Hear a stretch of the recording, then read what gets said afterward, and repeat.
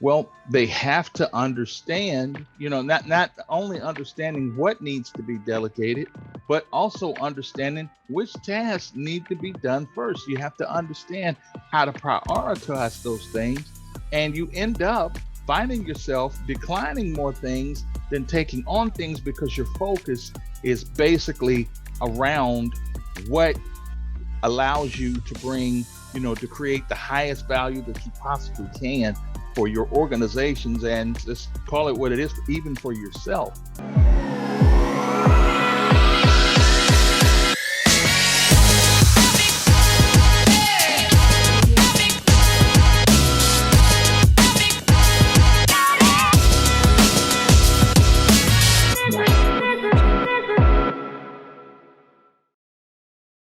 Hello, everyone, and welcome to Leverage Leader, a program and podcast designed to help seven-figure CEO owners become better leaders through the power of leverage. This is your host, Coach A.M. Williams, founder of the Leverage Leader podcast and program. And I want to share with you today some very powerful insights as it pertains to a form of leverage, a powerful form of leverage that you can integrate right away in your business. So we're going to title this segment the 5 competencies of delegation. If you're trying to grow your business, if you're finding challenges uh, being able to run your business without it running you, if you find yourself challenged on how to grow your business, if you find yourself challenged in getting caught up in the daily minutia of your business, or just the daily grind of your business, and you're so trapped in it that you're not able to work on it, then delegation is a very powerful tool for you to use. But it's not just as simple as the word delegation. There are competencies of delegation that must be put in place in order for you to effectively utilize it in a way that moves your business and your life forward. So let's jump right into these. Again, the 5 competencies of delegation. Number 1, prioritization. This is huge because it's not only important that you understand what tasks need to be delegated, you have to be able to determine what needs to be done first. What needs to be done first. And I was actually working with a client this morning. And one of the things that we realized is that we understand, she understood the importance of delegating in her business, but not really understanding what needs to be prioritized first. So when you're looking at that, one of the things that could be extremely important, well, how do I determine what needs to be done first? All of these things are competing priorities for my life and my business. Great question. And so what I would share to you is you have got to prioritize things as it pertains to what brings the highest value back to your organization, or what activities do you engage in that allows you to be able to create the highest value that you possibly can in your organization. And when you prioritize task, you have got to be able to prioritize those things, much like you do with chunking your time, like being able to understand I can delegate this much time to this particular thing, and then to come away from it. Like I was sharing with my client this morning, another seven-figure CEO, and I was saying I don't know anybody great that's not really required to be in 13 different places at least at one time. Well, how do you think they're able to make that kind of impact? Well, they have to understand not only who to delegate, not only understanding what needs to be delegated, but also understanding which tasks need to be done first. You have to understand how to prioritize those things, and you end up finding yourself declining more things than taking on things because your focus is basically around what allows you to bring, to create the highest value that you possibly can for your organizations, and let's call it what it is, even for yourself. So prioritization is huge, and as it pertains to the a key competency of delegation. Number two, defining roles and responsibilities. It's important to understand not just what task needs to be delegated and what to do first, but it's also important to understand who you delegate that task to, because you can have some real amazing people in your organization, but nothing will hurt it more than giving the right thing to the wrong person. So it's super important that you define your roles and responsibilities, understand who is the key player, who can champion this particular task for the organization. Failing to do that will cause increased frustration and chaos in your organization, because you have something that you want to get done, but it's not being able to, it's failing to meet your expectation. And that's because of the fact that you have the wrong person doing that particular task that you need them to do. So another key competency is all about understanding or defining the roles and responsibilities of, who you need to do what task. So it's extremely important. The third competency that I want to speak of, and as a communicator myself, this is extremely huge, and that's the ability. It's actually called it's effective communication. Effective communication. Pardon me, a little tongue-tied this morning.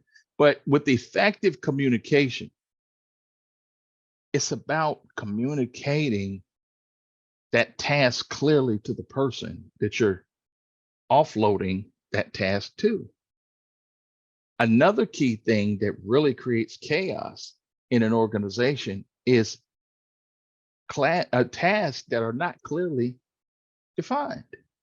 You don't really clearly communicate what it is that you're needing that person to do, that key person in an organization. And so not really clearly understanding what it is they need to do, it will always create uncertainty as, well, am I doing it right? Am I doing what you need me to do? And that causes them to ask you more questions, which you really don't have the time to answer or address. You want them to be able to do it without you having to micromanage them, not understanding one of the key things that creates so much of that is a lack of clarity in the task that you're delegating them to do. So understand, effective communication is a key competency of delegation. All right, let's get into number 4, because this is super important, and that's empowerment.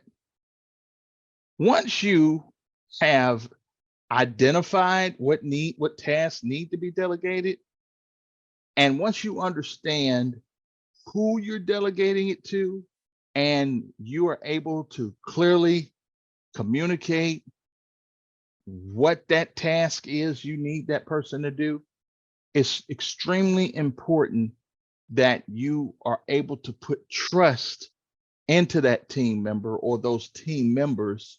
What task you're delegating them to, you have to be able to put trust in them to complete that task.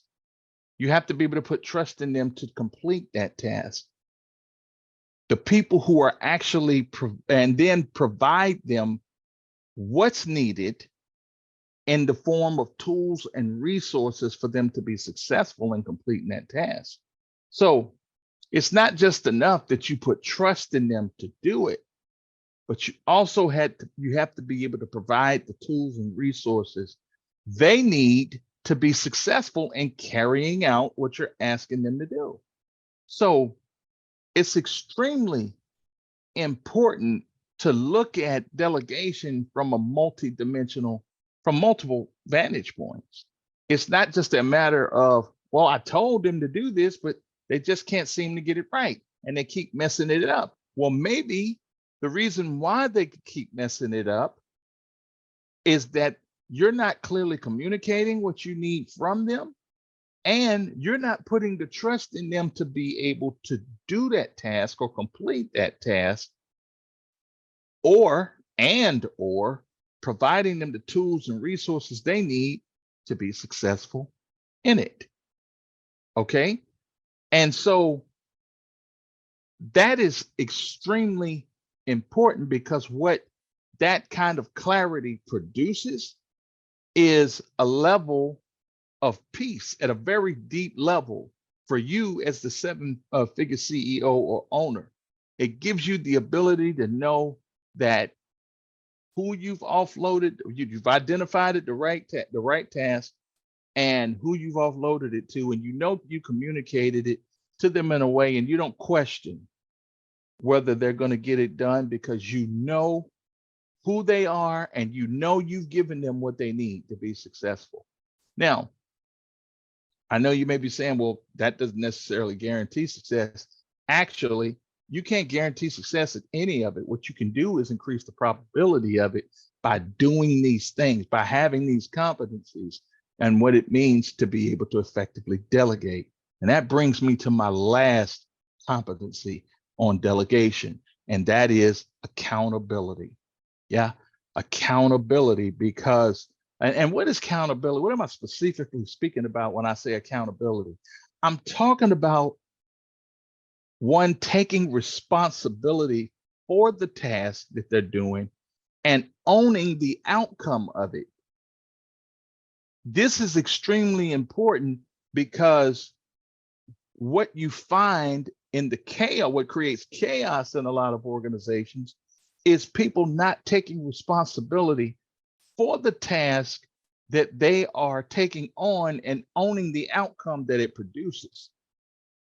And this is how a lot of passing the buck gets done in an organization. Let me ask you a question. How many times have you worked with a business and you're dealing with something that doesn't quite seem right, and the moment you share that with the representative that you're working with, the first thing they say is, it's just the way it is in the system, or that's just the way the system is set up, or we can't change it. It's just set like that in the computers. So that may be true, and it may be built into the way that they set their system up. But here's the pushback I have about that. It's creating this sense of, well, don't ask me to be accountable for any of this, or ask me to try to solve this problem, because the way I have been trained and taught to handle this is to literally say, oh no, it's just a system issue. It's just a system, or it's just set like that in the computer. There's nothing I can really do about it.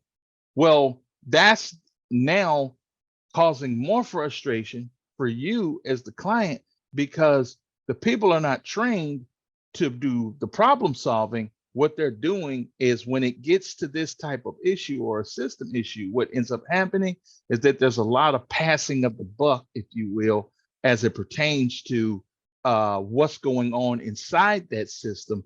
And even if it is a technical issue or something embedded within a system, then what I strongly would like to see are representatives that have the ability to problem solve.